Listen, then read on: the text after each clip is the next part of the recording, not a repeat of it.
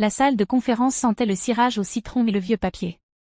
Quelqu'un avait trop ouvert une fenêtre, et le vent tapait doucement contre les stores, comme s'il voulait entrer. J'étais assise au bout de la table, près d'une carafe d'eau que personne n'avait touchée. En face de moi se trouvait mon petit frère, Zachary Brox, 29 ans, fraîchement rasé, portant un costume mal ajusté mais qui semblait cher. Il jetait un coup d'œil à son reflet dans l'écran noir de la télévision éteinte, ajustant sa cravate comme s'il s'agissait d'un entretien d'embauche. Nos parents étaient assis à côté de lui, Margaret et Tom Brox, la soixantaine bien entamée, les yeux fatigués mais apprêtés pour l'occasion. Ma mère tapotait la main de Zach sans cesse. Mon père restait silencieux, comme toujours lorsqu'il ne contrôlait pas la situation. À la tête de la table se tenait Graham Whitmore, l'avocat chargé de la succession de notre grand-mère, plus âgé que nos deux parents, les cheveux argentés peignés soigneusement en arrière, la voix grave mais adoucie par le temps. Il connaissait grand-mère Margot depuis plus de 40 ans, et l'appelait « la seule cliente à m'avoir corrigé ma grammaire ». C'était la lecture du testament. Margot Chin, notre grand-mère, était décédée 2 semaines auparavant. Elle avait 78 ans, discrète, brillante, et économe jusqu'à l'os. Le genre de femme qui découpait des bons de réduction, portait encore des cardigans de 1991, et avait pourtant payé l'intégralité de mes études universitaires sans jamais en parler à mes parents. Nous supposions tous que la maison, les économies, ce qu'il en restait irait à Zach. Il en avait plus besoin. C'était toujours comme ça, dans l'histoire. Graham lut le préambule juridique d'une voix rodée, puis arriva la phrase qui vida l'air de la pièce. À mon petit-fils, Zachary Brox, je lègue ma résidence principale sur Hamilton Drive, ma Toyota Camry de 2007, ainsi que les fonds de mon compte d'épargne personnelle se terminant par 3482. Ma mère expira bruyamment, comme si elle retenait son souffle depuis des jours. Zach sourit, pas avec arrogance, juste soulagé. Il se laissa légèrement aller contre le dossier de sa chaise, comme si la vie venait enfin de lui faire un cadeau. Puis vint mon tour. Graham ajusta ses lunettes. À ma petite fille, Elena Brox. Il marqua une pause trop longue. Je lègue $1 américain et mon amour éternel. C'était tout. Pas de pause ensuite, pas d'explication, pas de clause spéciale. Quelqu'un ricana, trop fort pour que ce soit accidentel. Je pense que c'était l'un des cousins sur Zoom, ou peut-être Zach. Je ne me retournai pas pour voir. Ma mère émit un petit bruit dédaigneux et posa de nouveau la main sur le bras de Zach. Elle n'a jamais eu besoin de grand-chose, dit-elle, juste assez fort pour être entendue. Personne ne me regarda. Graham poursuivit, d'autres clauses juridiques, quelque chose au sujet du mobilier de jardin. Je n'arrivais plus à me concentrer. Je fixais le seul trombone sur le dossier devant moi, doré, du genre que grand-mère Margot achetait toujours en gros. À la fin de la réunion, Zach serra la main de Graham comme un homme acceptant une promotion. Mon père le remercia.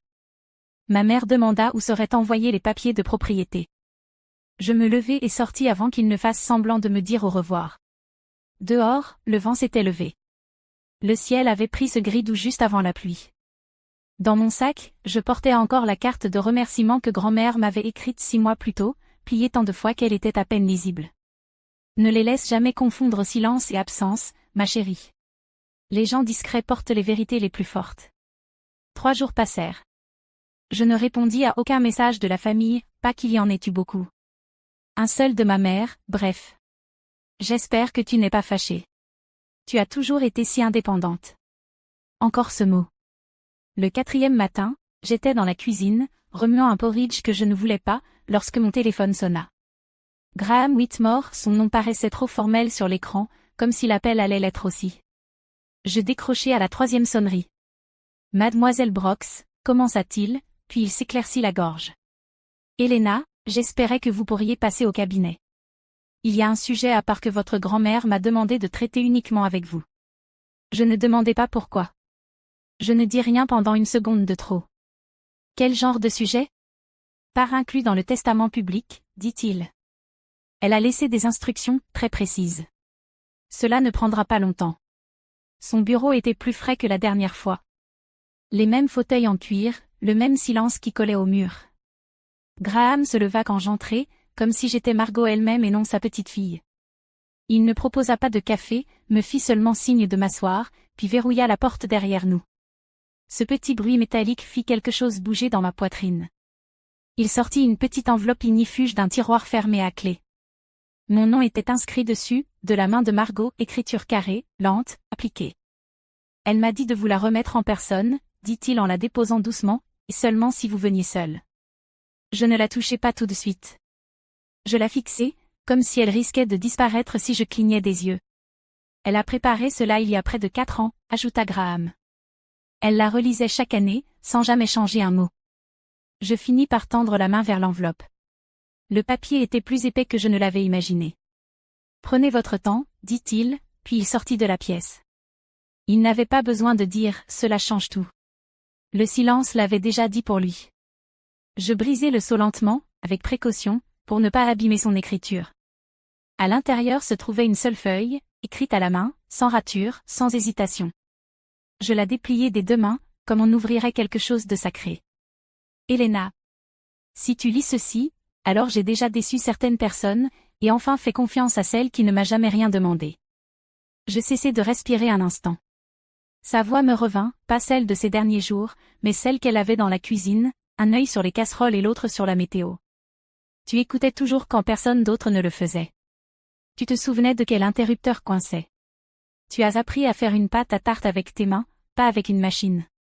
Je me rappelais le soleil passant par la fenêtre latérale, elle me montrant comment presser la pâte sans l'aplatir trop. Elle disait toujours. Les gens précipitent les choses quand ils ne font pas confiance aux résultats. À 23 ans, je suis partie vivre à Genève. J'ai dit à la famille que j'étais traductrice. Ce que je n'ai pas dit, c'est que je traduisais des rapports financiers pour des gens qui n'utilisaient jamais leur vrai nom. Je clignais des yeux. Genève avait toujours été floue dans ces histoires, une ville faite de neige et d'écharpes douces. J'ai appris très tôt que ceux qui font du bruit gaspillent souvent leur argent. Alors j'ai fait l'inverse. J'ai observé. J'ai investi.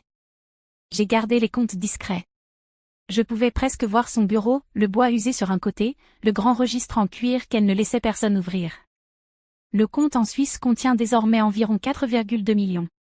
Tu es l'unique bénéficiaire. Je cessai de lire, laissant le chiffre reposer là sans qu'il s'ancre, simplement sans bouger. Vous ne trouverez jamais ce montant dans aucun des documents de la lecture du testament de la semaine dernière. L'argent est détenu dans un trust que j'ai créé en dehors de la succession, pour une raison qu'il ne comprendrait pas. Il dirait que vous n'avez besoin de rien, mais je vous l'ai vu donner quand personne ne vous rendait l'appareil. Je vous l'ai vu travailler, vous effacer pour préserver la paix. J'expirai sans m'en rendre compte, retenant encore mon souffle. Elle avait tout vu tout sans jamais dire un mot. Tu n'as jamais été invisible, Helena. Ils ont simplement regardé avec de mauvais yeux. En bas de la page figurait sa signature, Margot Chin, toujours soignée, toujours fière. En dessous, une ligne écrite plus doucement, presque comme un après-coup. Laisse cet argent faire pour les autres ce que tu as toujours fait en silence, créer de l'espace. Je repliai la lettre selon les plis, non pas parce que j'en avais fini, mais parce que je n'étais pas prête à la relire. La pièce était restée vide, silencieuse, mais je ne me sentais pas seule. Je me rendis à ma voiture, la lettre toujours dans ma main, je ne la mis pas dans mon sac, ne la replantai plus, je la tenais simplement, repliée et silencieuse, comme si elle conservait encore la chaleur de ses mains. Le soleil brillait, mais le ciel avait ce ton terne, surexposé, celui qui donne l'impression que tout est plus lointain qu'il ne l'est. Je montai dans l'auto, fermai la portière et laissai le silence s'installer. Pas de radio, pas de moteur, juste l'air. Mes mains reposaient sur le volant. Je ne pleurais pas, du moins pas au début.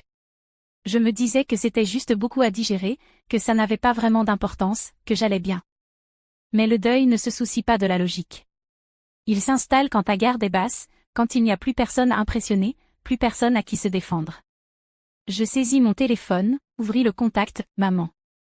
Mon pouce survola le bouton d'appel, puis je le reposai. Que pourrais-je dire? Que la femme qu'il croyait avoir les avait surpassés tous par sa grâce et sa clairvoyance? Que leur fille, celle qui se débrouillait toujours, avait hérité de plus qu'il ne pouvait l'imaginer? Non. Ce n'était pas cette partie qui faisait mal. Ce qui m'a fait mal, c'est ça, ils ne m'avaient même pas regardé ce jour-là. Pas vraiment. Ils avaient regardé à travers moi, au-delà de moi, autour de moi, comme si j'étais une personne dont on n'avait pas à se soucier. Et je les avais laissés faire. Jusque-là. 2 semaines plus tard, je pris l'avion pour Genève. Personne n'était au courant. Je n'ai publié aucune photo, je n'ai envoyé aucun message depuis l'avion. Il faisait froid à mon arrivée, un froid pénétrant, indifférent à ton statut de passagère. Le ciel était bas et gris, mais les rues immaculées, comme des secrets bien gardés. L'édifice se trouvait dans une rue paisible, sans enseigne, juste une plaque en laiton, bonque, étien et fil, gravée si discrètement qu'elle se fondait presque dans la pierre. À l'intérieur, tout sentait le cuir et l'hiver. Une réceptionniste d'une 60aine d'années m'accueillit par mon nom, son sourire était discret mais chaleureux, comme ceux de ceux qui en savent déjà plus que toi. Elle me conduisit à travers 2 portes vitrées, puis le long d'un couloir étroit où aucun pas ne semblait avoir laissé de traces. Dans le dernier bureau, un homme en costume marine, ses lunettes glissées dans le col de sa chemise, fin 60aine, yeux toujours perçants, m'attendait. « Mademoiselle Brox, dit-il en tendant la main. Votre grand-mère était une femme remarquable. » Il s'appelait Henri Morurel. Il avait travaillé aux côtés de Margot pendant près de 30 ans. Il n'utilisait pas le mot « cliente », il dit qu'elle orchestrait son argent comme un restaurateur manie ses tableaux, délibérément et jamais avec ego. Je pris place sur la même chaise qu'elle avait probablement occupée un jour. Henri ouvrit un folio noir. Dedans, des documents soigneusement présentés, des notes manuscrites, des journaux d'investissement remontant à 1989. Et puis une page simplement intitulée « The Hat Fund ». Nommé d'après votre 2e prénom, j'imagine, dit-il. Je hochai la tête, même si je ne l'avais jamais su. Helena Hart Brox, un prénom que Margot avait aidé mes parents à choisir. Le solde du compte clignotait sur la page, 4 241 857 $. Aligné proprement, sans centime superflu. Mais ce n'était pas le chiffre qui m'a coupé le souffle, c'était la liste des clauses de répartition. Pensez avec soin, limité, intentionnel, des fonds destinés à des programmes de sensibilisation financière pour mères célibataires, des microcrédits pour femmes recommençant après 50 ans, une aide d'urgence pour aidants familiaux âgés. À côté de chaque clause, une note manuscrite de Margot, femme comme moi, femme comme Helena, femme qu'on oublie. Je ne pleurais pas, du moins pas là, mais quelque chose en moi s'adoucit. Non pas parce que je me sentais devenue riche, mais parce que, pour une fois, je ne me sentais plus invisible. Henri m'observa longuement.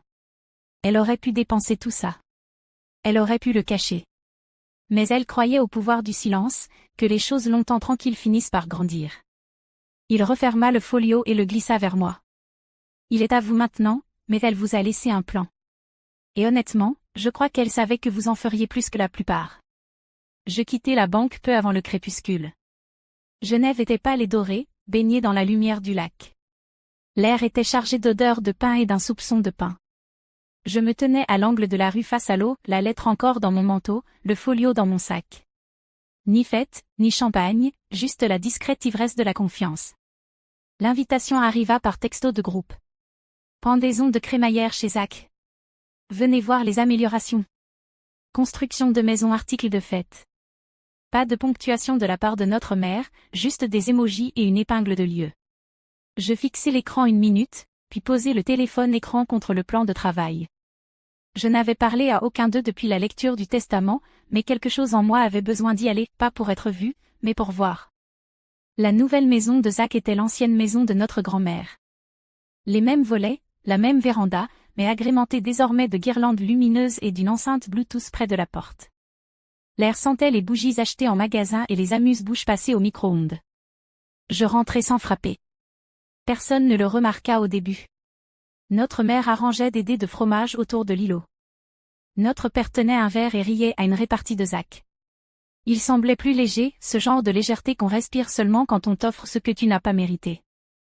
Quand ma mère me vit, un sourire surpris se dessina sur son visage, ce genre de surprise polie qu'on arbore quand on ne sait pas très bien comment t'accueillir. « Helena. Tu es venue. Comment ça va ?» Sa voix avait cette note aiguë, comme si elle essayait de couvrir quelque chose. « Occupée, répondis-je. » Elle hocha la tête, sans demander, « Occupée par quoi ?» Puis revint sa formule automatique. « Tu as toujours été si indépendante. Je suis sûre que tout va bien pour toi. » Je souris, sans exagération. Je sortis de mon sac une petite photo dans un cadre argenté, Margot devant la Banque de Genève, dans son manteau gris, tenant son sac à main à 2 mains, comme sur toutes ses photos. Je la posai doucement sur la table d'appoint à côté de la bougie parfumée et d'un tas de magazines d'immobilier. Personne ne l'aperçut sur le moment. Je ne dis rien, n'évoquai pas le trust, n'expliquai pas la photo, ne fis aucune mise à jour. Qu'ils pensent ce qu'ils veulent. Et quand Zach porta un toast à la famille qui a cru en lui, je sortis. L'air était plus froid que dans mes souvenirs. Je fermai mon manteau, sans me retourner. Le bureau n'avait rien d'exceptionnel, 2 pièces au-dessus d'une laverie automatique, une fenêtre qui se coinçait quand il pleuvait, une moquette beige qu'on avait essayé de rendre intentionnelle, avec un tapis. Mais sur la porte, il y avait mon nom, Chin Art Financial.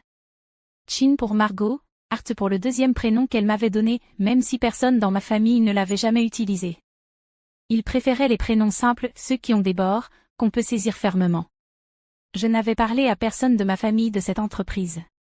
Pas par rancune, il n'y avait simplement pas de place, dans leur vision du monde, pour comprendre ce que je faisais. Et peut-être que c'était ça, justement, le sens. La première personne que j'ai aidée s'appelait Lorraine, 61 ans, récemment veuve, à 5 ans de la retraite, noyée dans les dettes médicales de son défunt mari. Elle a pleuré dans mon bureau en réalisant qu'elle n'avait pas besoin de vendre sa voiture. Elle m'a dit que c'était la première fois que quelqu'un lui montrait un tableau Excel qu'elle comprenait. La seconde, c'était Camille, une ancienne serveuse qui avait élevé 2 garçons seuls et n'avait jamais ouvert un compte épargne parce que, comme elle disait, quelle épargne? On a commencé avec $30. 6 mois plus tard, elle avait $1100 de côté et une paix intérieure qu'elle n'avait pas ressentie depuis 1998. Je ne prenais pas de photos, ne publiais aucun témoignage, aucune transformation, avant-après. Ce n'était pas du marketing. C'était ce qui se passe en silence, quand personne ne vous demande de faire vos preuves. Je gardais la lettre de Margot dans un tiroir de mon bureau. Certains jours, quand l'espace me semblait trop petit ou que les progrès étaient trop lents, je relisais le dernier paragraphe. Que cela aide celles qui te ressemblent, les filles silencieuses que personne ne pense à regarder. Ça n'a jamais été seulement une question d'argent. Il s'agissait d'offrir du choix, du temps, et un chemin à suivre sans avoir à demander la permission. Un soir, après le départ de tout le monde, je me suis tenue près de la fenêtre du bureau à regarder les lumières de la laverie scintiller en bas. J'ai pensé à Margot, pliant son argent dans le silence, et à la façon dont personne ne lui avait jamais demandé pourquoi elle vivait ainsi. Ils avaient juste supposé. Je crois que c'est pour ça qu'elle m'a choisi, pas parce que j'en avais besoin, mais parce que j'avais compris son besoin de ne pas être perçu comme quelqu'un dans le besoin. Les gens pensent toujours qu'un héritage est quelque chose de bruyant, une statue, une plaque, une aile d'hôpital.